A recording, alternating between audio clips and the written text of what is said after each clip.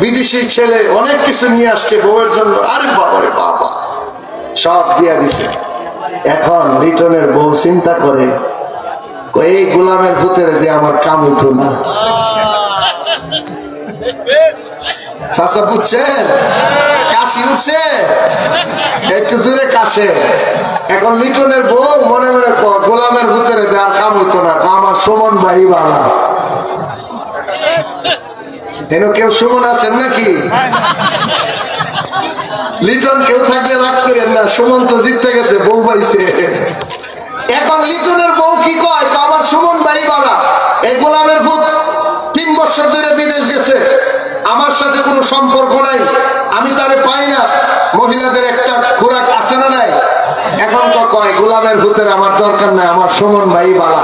এই লিটনের বউ 50 লাখ টাকা আর স্বর্ণপুরি সব লয়া সুমন ভাইয়ের লগে বাঁচছে। কথা কর। কিন্তু বাবার কাছ থেকে অ্যাকাউন্ট ছিনায় এনেছে, বাবা কিন্তু কিছু বলে না। বাবা মনে মনে শুধু এতটুক বলছে, সন্তান রে অনেক কষ্ট করে তোরে বড় করছি, অনেক জমি জমা বিক্রি করে তোরে বিদেশ পাঠাইছি, অনেক বড় যত্ন আদর করে তোরে মানুষ করছি, সুখ করে মরবো, কিন্তু তুই আমার কাছ থেকে অ্যাকাউন্ট ছিনায় নিলে আল্লাহ কো খারো দেখাইতেছি অ্যাকাউন্ট কই যা খবর ল। বলে এমন আমাদের সমাজে হচ্ছে কিনা? মিথ্যা বলছি না, সত্য। কেমন সত্য? একটা ডাইরেক্ট সত্য। কথা কর ঠিক কিনা? আল্লাহ পাক বলে রব্বির হামহুমা কামা রাব্বায়ানি সগীরা। আল্লাহ পাক বললেন, এ দুনিয়ার মানুষেরা রে ভালো করে শোনো, এত টেনশন করিও না, মাল সম্পদ নিয়ে তো ভাববো না, রিজিক নিয়ে তো পেরেশান হইও না, আমি আল্লাহ তোমার রিজিক দেই। নাহনু কি বলেন? আমি আল্লাহ তোমাদেরকে রিজিক দেই, আগেও দিয়েছিলাম এখনই দিয়েছিলাম। আল্লাহ বললেন মা বাবার খেদমত করো, খেদমত করলে তোমার জিন্দেগি সুন্দর হবে।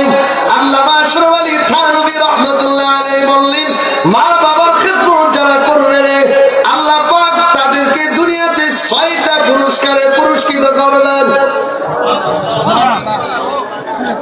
জোরে বলনা আল্লাহ পাক বললেন 6টা পুরস্কারে সন্তানকে আল্লাহ পাক পুরস্কৃত করবেন।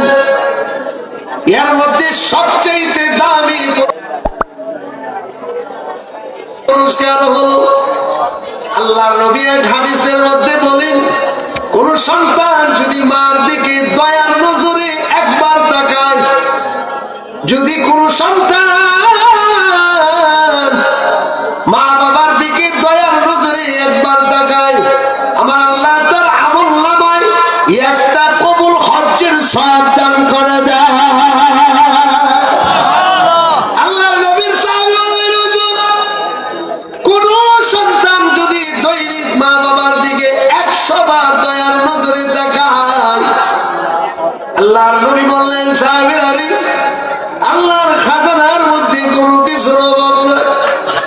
আল্লাহ আমার আল্লাহর খাজানার মধ্যে কোনো কিছু অভাব নাই। বান্দা ইচ্ছা করতে দেরি রে আমার আল্লাহ বান্দার আমলনামায় দিতে দেরি করেন না। আল্লাহর নবী সাহাবীদেরকে বললেন, সাহাবীরা রে কোন মানুষ যদি 100 বার মা বাবার দিকে দয়ার নজরে তাকায়, আল্লাহ পাক 100টা কবুল হজ্জের সওয়াব তার আমলনামায় দান করে দেয়। সাহাবীরা বলেন, হুজুর এত বড় নিয়ামত আল্লাহ পাক দান করলেন। আশরাফ আলী থানভী রাহমাতুল্লাহ আলাইহি বললেন, যখন মা বাবার প্রতি আল্লাহ পাক দয়ার নজরে তাকানোর কারণে হজ্জের সওয়াব দান করেন, তখন ফেরেশতারা আল্লাহকে ডাক দিয়ে বললেন, মালিক তোমার এই বান্দারে আর কত নকল হজ্জের সওয়াব দিবা। আল্লাহ গো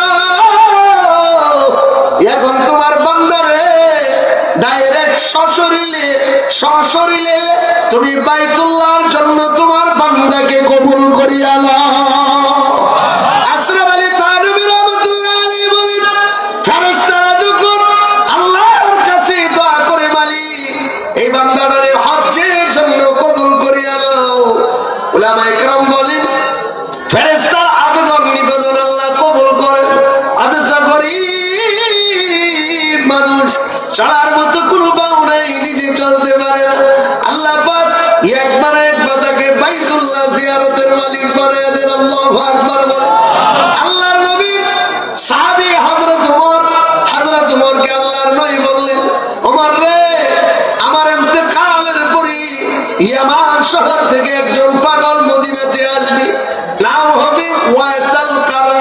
নাম কি? সবাই বলেন নাম কি? আমরা যাকে অস্করণী বলি, আমরা কি বলি? বলেন আমরা কি বলি? মুসলিম শরীফে আছে আল্লাহর নবী বলেন তার নাম হলো ওয়াইস আল কারনি। এই ওয়াইস আল কারনি একদিন আল্লাহর নবীকে চিঠি লিখলেন, হুজুর আমি কি আপনার জিয়ারতে আসব না মার? কি লেখছে? আল্লাহর নবী বললেন, ওয়াইস আল কারনি রে, তোমার বাসাতে বয়োবৃদ্ধ মা থাকার কারণে আমার খেদমতে আসার দরকার নাই।